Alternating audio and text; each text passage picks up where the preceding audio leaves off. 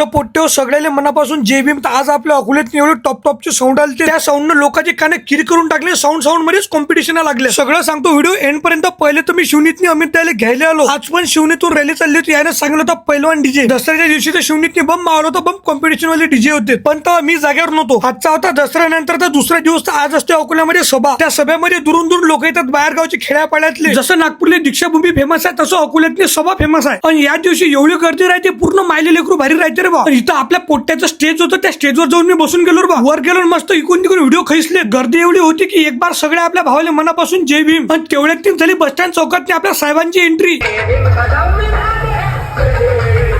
विषय असा झाला की मी स्टेजवर तर चढलोच. पण आपल्या प्रेमाचे माणसं तुम्हाला तर माहितच आहे. आपल्यासोबत फोटो काढण्यासाठी स्टेजवर दसत जात. पण आपण कोणालाच नाही म्हणत नाही. आपले मंडळवाले पोट्टे म्हणे भाऊ एक काम कर म्हणे तू खाली उतर नाही तर पोट्टे स्टेज तोडून टाकतील. आणि आपले प्रेमाचे माणसं एवढे चांगले खाली उतरून फोटो तर काढले डबल खांद्यावर घेऊन नाचू राहिले. तर तेवढ्यात भाऊ इथे लागली नाही डीजेचीच कॉम्पिटिशन. तर पोट्टे आजच्यासाठी एवढं. जर तुम्हाला कॉम्पिटिशनचा व्हिडिओ पाहिजे असेल तर कमेंट करा जय भीम. आणि जाता जाता तुमच्या भावाला फॉलो करून घ्या # मोठे बाबा.